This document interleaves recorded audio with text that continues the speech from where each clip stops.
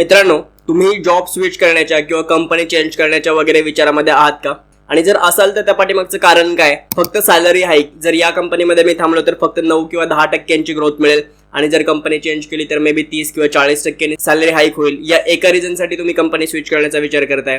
किंवा याच्या पलीकडे जाऊनही काही गोष्टींचा विचार करणं आपण गरजेचं आहे जेव्हा आपण जॉब स्विच करण्याचा किंवा कंपनी चेंज करण्याचा विचार करतोय? तर आजच्या व्हिडिओमध्ये आपण अशा 5 गोष्टी बघणार आहे ज्या आपण कन्सिडर केल्या पाहिजेत जर आपण जॉब स्विच करण्याचा विचार करत असू किंवा कंपनी चेंज करण्याचा विचार करत असू. तर ऍक्च्युली हा व्हिडिओ 2 पार्टमध्ये बनणार आहे. पहिल्या व्हिडिओमध्ये म्हणजे आजच्या व्हिडिओमध्ये आपण काय बघणार आहे, जर समजा अजून तुम्ही जॉब स्विच करण्याचा विचार करताय किंवा कंपनी चेंज करण्याचा विचार करताय, तुमचा निर्णय नाही झालेला, तुम्ही अजून विचारात आहात, तर हा विचार करताना कुठल्या गोष्टी कन्सिडर केल्या पाहिजेत हे आपण पहिल्या भागात बघणार आहे.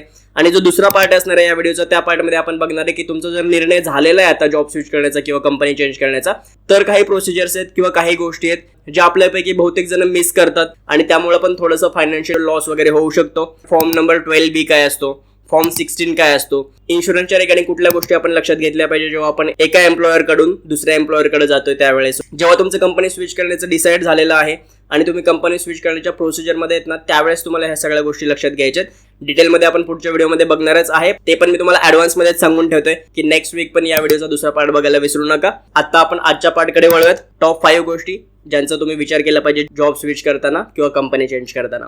सूरज थिटे नाव आहे माझं आणि तुम्ही बघायला स्टार्ट केलेत आपण जी फायर सिरीज लॉन्च केलेली आहे त्या फायर सिरीजचा 13वा एपिसोड. Let's move on. पण पुढे जाण्याच्या आधी आपलं चॅनल सबस्क्राईब करून घ्या पटकन, अजून जर तुम्ही सबस्क्राईब केलेलं नसेल तर.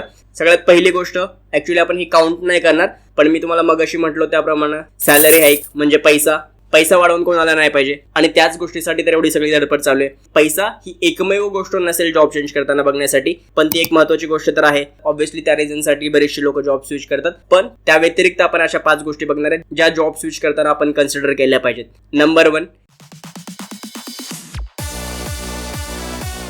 काही ऍडिशनल पर्क्स मिळत आहेत का किंवा जास्तीचा लाभ मिळतोय का तुम्हाला कुठल्या गोष्टीमध्ये, हे तुम्हाला बघायचंय. आता ऍडिशनल पर्क्स काय असू शकतात? समजा तुम्ही आता ज्या कुठल्या कंपनीमध्ये काम करताय ती कंपनी तुम्हाला फक्त तुमच्या स्वतःपुरतं हेल्थ इन्शुरन्स प्रोव्हाइड करते, पण जर तुम्ही कंपनी स्विच केली तर ती कंपनी कदाचित तुमच्या बायकोचा, मुलांचा आणि एखाद्या वेळेला आई वडिलांचा पण इन्शुरन्स कव्हर करत असेल. म्हणजे पूर्ण एंटायर तुमची जी रिअल फॅमिली आहे तिचं पूर्ण जर हेल्थ इन्शुरन्स कव्हर करत असेल तर ती गोष्ट तुमच्यासाठी बेनिफिशियल असू शकते. किंवा जर समजा समोरच्या कंपनीमध्ये करिअर डेव्हलपमेंटच्या किंवा पर्सनल डेव्हलपमेंटच्या अपॉर्च्युनिटी जास्त असतील तर ते एक रिझन असू शकतं. किंवा आपण अजून कन्सिडर करूयात की तुम्हाला तिथे इथल्या सुट्ट्यांपेक्षा जास्त सुट्ट्या मिळतात त्या समोरच्या कंपनीमध्ये. काही वेळेस जर तुमच्या कन्व्हिनियंट नुसार वर्क फ्रॉम होम वगैरे पाहिजे असेल तर ते करणं अलाउड असेल. किंवा जर तुमचे वर्क आवर्स जे असतात ते फ्लेक्झिबल असतील समोरच्या कंपनीमध्ये, जे तुम्ही आता काम करताय तिथे नसतील, तर हे सगळे ऍडिशनल पर्क्स जर मिळत असतील तुम्हाला सॅलरी हाईक सोबत, तर मग तुम्ही कंपनी स्विच करण्याचा विचार करू शकता. दुसरी महत्वाची गोष्ट ज्या गोष्टीचा तुम्हाला विचार करायचा जॉब चेंज करताना ती आहे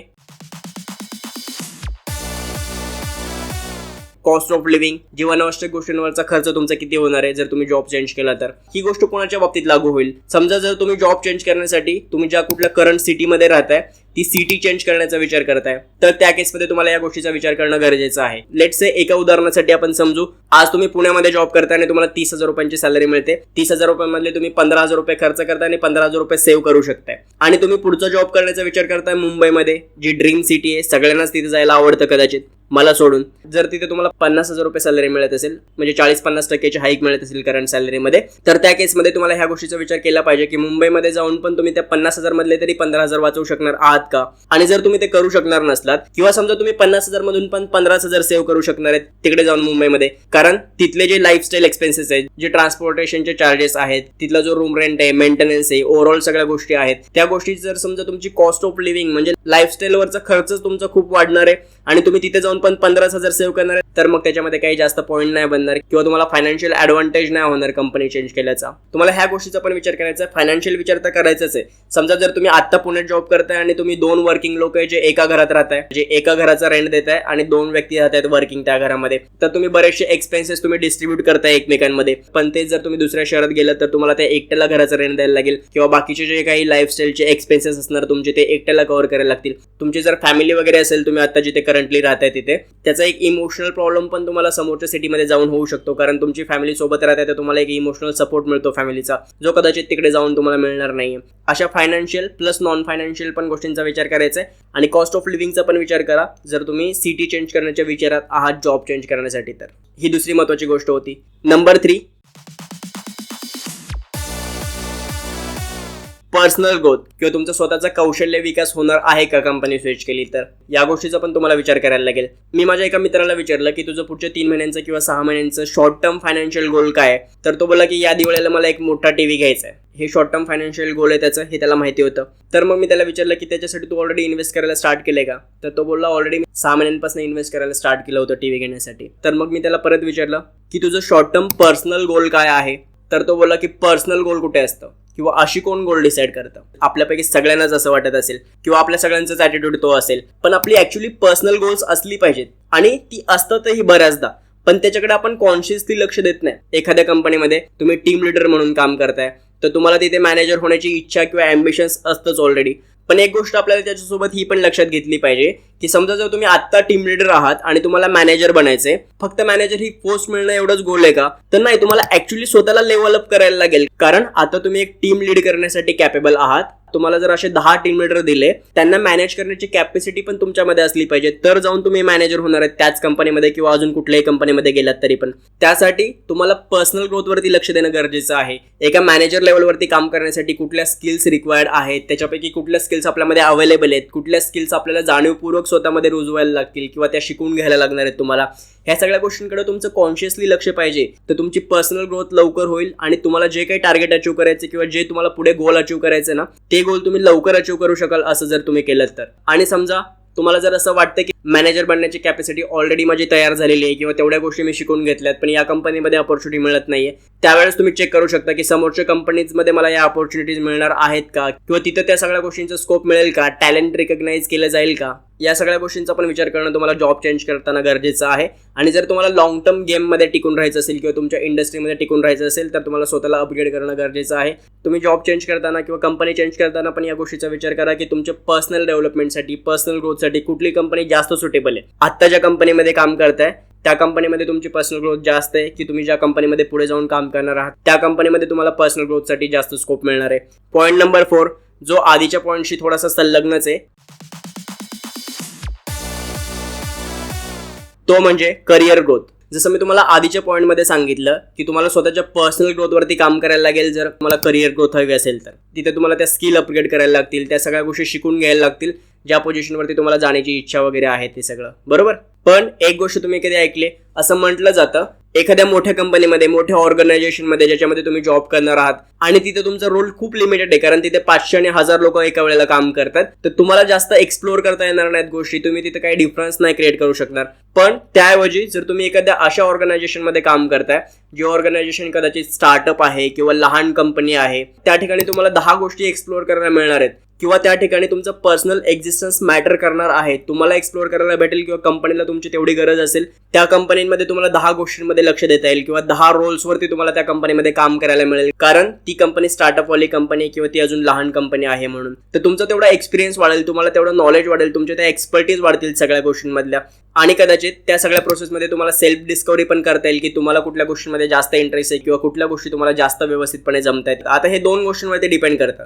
एक तर तुम्ही आता तुमच्या करिअरच्या कुठल्या स्टेजवरती आहेत, म्हणजे एक्सप्लोर करण्याच्या स्टेजवरती आहात की तुम्हाला एक सेटल आणि स्टेबल जॉबच हवा आहे. म्हणजे जर तुम्ही आता तुमच्या करिअरच्या सुरुवातीच्या फेजमध्ये असाल किंवा पहिल्या 4-5 वर्षांमध्ये असाल तर तुम्ही एक्सप्लोर करू शकता गोष्टी, थोड्याशा लो सॅलरीवरती काम करून लॉंग टर्म बेनिफिट गेन करू शकता जर तुम्हाला बऱ्याचशा गोष्टींचं नॉलेज मिळालं इथे तर. पण तेच जर समजा तुम्ही 1-2-3 कंपन्यांमध्ये 10 वर्ष ऑलरेडी काम केलेलं आहे आणि आता तुमची इच्छा आहे की एवढं सगळं हस्टल स्ट्रगल वगैरे नाही करायचंय, मला स्टेबल जॉब पाहिजे, ऑलरेडी तुमच्या स्किल्स वगैरे सगळ्यावरती तुम्ही काम करून झालेलं आहे पाठीमागची 10 वर्ष, तर अशा वेळेस जेव्हा तुम्ही जॉब स्विच करण्याचा विचार करताय तर मग तुम्ही एका स्टेबल जॉबसाठी जाऊ शकता किंवा अशी कंपनी चूज करू शकता जी तुम्हाला कंपॅरेटिव्हली सेटल लाईफ देणार आहे, स्टेबल लाईफ देणार आहे. करिअर ग्रोथ काय जर मी कंपनी चेंज करतो या गोष्टीचा पण विचार करा जॉब चेंज करण्याच्या आधी. तर आतापर्यंत आपण बघितलं ऍडिशनल पर्क्स मिळतात का आपल्याला जर जॉब चेंज केला तर. नंतर सेकंड पॉईंट आपण बघितला कॉस्ट ऑफ लिव्हिंग वरती काय इम्पॅक्ट पडतोय का. थर्ड पॉईंट बघितला आपण पर्सनल ग्रोथ आहे का. फोर्थ पॉईंट मध्ये आपण बघितलं करिअर ग्रोथच्या दृष्टिकोनातून आपला जॉब स्विच करण्याचा निर्णय योग्य आहे किंवा नाहीये.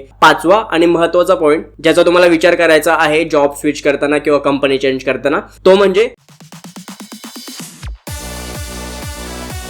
जॉब सिक्युरिटीचा. आता आपण मागच्या 1-2 वर्षांमध्ये ऐकतोय मोठ्या मोठ्या कंपनीज त्यांचे एम्प्लॉईज ले ऑफ करतात. ग्लोबल लेवलवरती इव्हन मेटा, फेसबुक, गुगल अशा मोठ्या मोठ्या कंपनीज आणि आपल्या भारतामध्ये पण विप्रो किंवा आयटी सेक्टर मधल्या इन्फोसिस वगैरे किंवा अदर सेक्टर मधल्या पण बऱ्याचशा मोठ्या कंपनीज त्यांचे एम्प्लॉईज वगैरे ले ऑफ करतात. एम्प्लॉईज ले ऑफ करताना ते शक्यतो कोणाला ले ऑफ करतात ही गोष्ट पण लक्षात घ्या. आता समजा तुम्ही एखाद्या कंपनीमध्ये मागच्या 3 वर्षांपासून काम करताय आणि तिथे तुम्ही स्वतःला प्रूव्ह केलेलं आहे, म्हणजे त्या कंपनीला आणि त्या कंपनीच्या मॅनेजमेंटला ऑलरेडी माहिती आहे की तुम्ही कोण आहात, तुम्ही परफॉर्म कसे करता, काम कसं करता वगैरे सगळ्या गोष्टी. पण समजा तुम्ही या कंपनीतून जॉब स्विच करून तुम्ही अशा एखाद्या कंपनीमध्ये गेलात ज्या कंपनीचा एम्प्लॉय रिटेन्शन रेट लो आहे, त्या कंपनीवरती वेळ आलीच पुढे जाऊन की त्यांना मॅनपॉवर थोडीशी कंट्रोल करायला लागणार, मॅनपॉवर मध्ये त्यांना कॉस्ट कटिंग करावी लागणार आहे, तर ती कंपनी कोणाला सगळ्यात पहिल्यांदा बाहेर काढेल असं तुम्हाला वाटतं? ऑब्व्हियसली ते अशाच लोकांना बाहेर काढणार जे पाठीमागच्या 1 वर्षात 6 महिन्यांमध्ये वगैरे त्यांच्या कंपनीमध्ये आलेले आहेत. कारण तिथे त्यांनी स्वतःला अजून प्रूव्ह नाही केलेलं आहे. किंवा कुठल्याही कंपनीसाठी कन्व्हिनियंट गोष्ट हीच असते ज्या एम्प्लॉईजला ते ऑलरेडी ओळखतात किंवा ज्यांचा परफॉर्मन्स ऑलरेडी बेटर आहे पाठीमागच्या काही वर्षांपासून त्यांच्या ऑर्गनायझेशनमध्ये, त्यांना ते रिटर्नच करतील आणि मग बाकीच्यांना ते सोडून देतील, कारण त्यांना ते करणं पण गरजेचं आहे.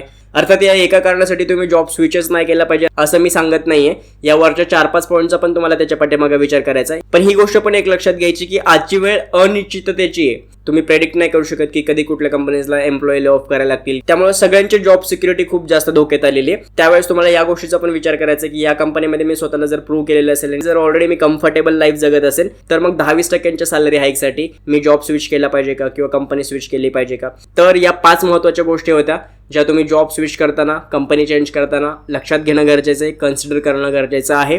आय होप तुम्हाला सर्व पॉईंट्स व्यवस्थित क्लिअर झाले असतील. नेक्स्ट पार्टमध्ये आपण बघूयात की जर समजा तुमचा डिसिजन झाला आहे ते कंपनी चेंज करण्याचा, तर मग समोरच्या कंपनीमध्ये कुठल्या गोष्टी लक्षात घेतल्या पाहिजेत. तोपर्यंत हा व्हिडिओ तुमच्या अशा सगळ्या मित्रांसोबत चेंज नका करू, शेअर करा जे जॉब स्विच करण्याच्या विचारामध्ये आहेत. हा व्हिडिओ जर तुम्हाला आवडला असेल तर लाईक करा. अजूनही तुमचे काही डाऊट्स असतील तर कमेंट करून सांगा, त्याच्यावरती मी तुम्हाला तुमच्या प्रश्नांची उत्तरं देईल. आणि हो, आपल्या चॅनलला सबस्क्राईब करायला विसरू नका, कारण असेच महत्त्वाचे व्हिडिओ दर आठवड्याला मी तुमच्यासाठी घेऊन येत असतो. आपली आणि आपल्या सर्व लोकांची काळजी घ्या. आपण भेटूयात पुन्हा पुढच्या व्हिडिओमध्ये. This is Suresh Thite signing of.